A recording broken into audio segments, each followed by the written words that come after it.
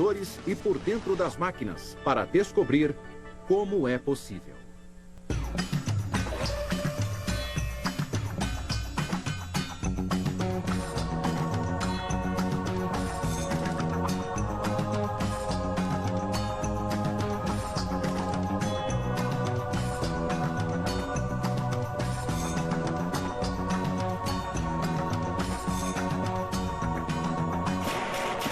Como é possível?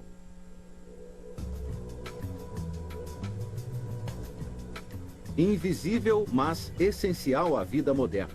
Inúmeras vidraças deixam penetrar a luz e mantêm o vento e a chuva de fora. Elas são uma parte essencial da nossa paisagem urbana, embora sejam incrivelmente frágeis. Produzir uma vidraça sem riscos e clara como cristal requer uma precisão delicada. O vidro apresenta alguns desafios à engenharia que até os peritos admitem que os confundem. Fabricar vidro é classificado como uma arte negra por causa das partes do processo que nós, na verdade, ainda não entendemos em grandes detalhes. E então, como os bruxos modernos que fabricam o vidro conseguem isso? Bem-vindo a Pinkerton, em St. Helens, na Inglaterra, um dos maiores produtores de vidro do mundo. O vidro deles é usado em tudo, de para-brisas de carro a edifícios.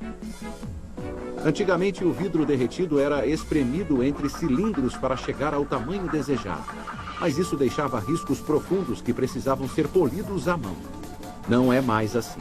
Hoje em dia, a Pinkerton fabrica vidros começando do nada, sem nenhum arranhão. E fazer isso requer perícia.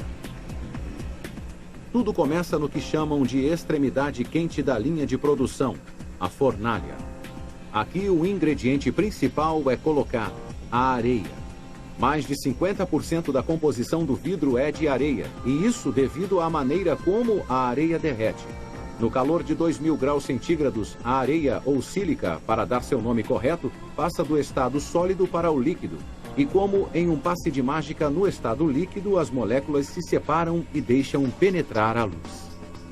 O problema é que quando ela chega a essa temperatura, fica instável, parecendo lava derretida. Então, um dos maiores desafios é encontrar formas de baixar o ponto de fusão e estabilizar a mistura. É o que fazem os outros ingredientes do vidro, o carbonato de cálcio, o calcário e a dolomita. Mas na fornalha o processo não está completo até o ingrediente final, tão importante quanto os outros e tão abundante quanto a areia, o vidro em si. O vidro moído se chama cullet. Ele é jogado na mistura de areia e pronto. Isso abaixa a temperatura de fusão para mais estáveis 1600 graus centígrados. E é nessa temperatura que o vidro que conhecemos nasce. Mas como se transforma vidro derretido em uma placa lisa e uniforme de vidro? A resposta, bastante surpreendente, é que ele é posto para flutuar em estanho. Este método de fazer vidro se chama processo de flotação e acontece dentro de uma câmara que tem todas as propriedades de uma bomba. Ali dentro, lingotes de metal são derretidos em um banho quente. A superfície da lata é perfeitamente lisa e quando se estica o vidro sobre a parte de cima, se produz a mesma superfície lisa. A razão para se usar estanho é que ele derrete em baixa temperatura e tem um ponto de ebulição muito alto. E por ser mais denso que o vidro, os dois podem compartilhar o mesmo banho sem se intrometerem no caminho um do outro. Mas aproxime-se com cuidado, porque para impedir que o vidro grude na lata, usa-se uma mistura pesada de nitrogênio e hidrogênio. A fita de vidro agora está lisa, mas o trabalho árduo não acabou. Esses rapazes estão prestes a mudar a largura do vidro. Para isso, ele precisa passar por uma sessão de esticadas e puxões, mais estafante que uma massagem russa. Está bem. Os cilindros de cima podem ser ajustados, empurrados, puxados, adiantados ou retardados. Fora do banho, o mecanismo é ajustado manualmente segundo dimensões precisas. Se a velocidade aumenta, o vidro fica mais estreito e mais fino.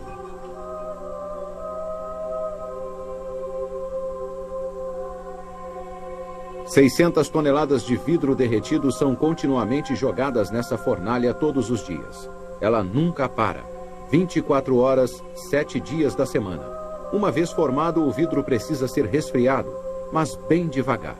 Uma série de fornos de resfriamento espalhados sobre 640 metros da linha de produção abaixa sua temperatura em poucas horas. Mas é aqui que está o perigo. Se o vidro é resfriado muito depressa, ocorre um desastre. Ele ficará muito quebradiço e frágil.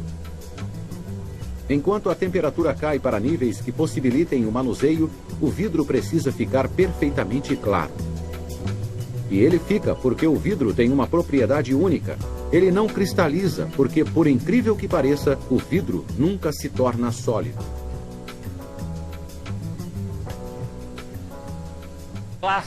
O vidro é classificado como um líquido superrefrigerado na medida em que nunca atinge completamente uma forma estável.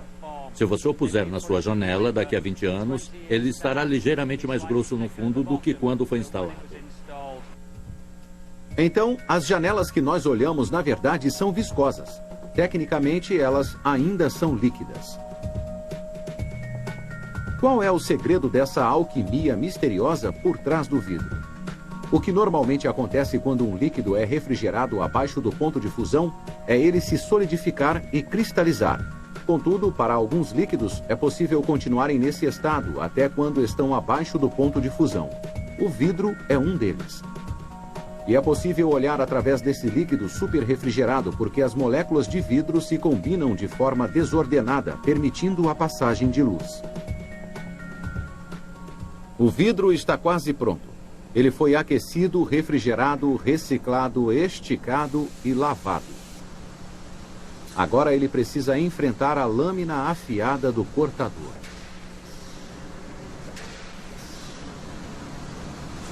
Cortadores automáticos cortam o vidro em cacos utilizáveis. Beiradas marcadas são eliminadas e ele segue para o armazém. Se não fosse cortada, a produção de um dia se estenderia por 30 quilômetros. E isso aumentaria o risco porque a velocidade do vidro que sai continuamente da fornalha tem que ser igual à velocidade do vidro cortado que sai da esteira e que segue para o depósito. E existe o perigo real de que todo esse trabalho árduo seja destruído por um passo em falso.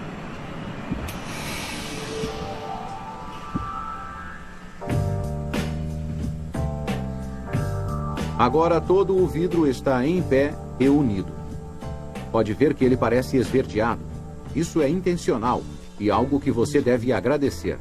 É devido ao óxido de ferro que foi deixado no vidro. Isso impede que os raios de luz manchem os tecidos, salvando seus móveis.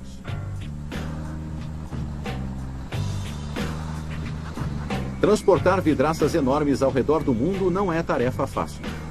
Eles precisam ser transportados por caminhões especiais que mantêm os engradados inteiros e bem presos no lugar. E lá vão eles para nossos escritórios, casas, carros e espelhos. Para nos proteger dos elementos, nos defender do perigo e nos dar uma visão mais segura e melhor do mundo. É incrível pensar que algo que consideramos sólido seja tecnicamente líquido, mudando lentamente enquanto olhamos através dele. E eu percebi que precisava tomar uma decisão.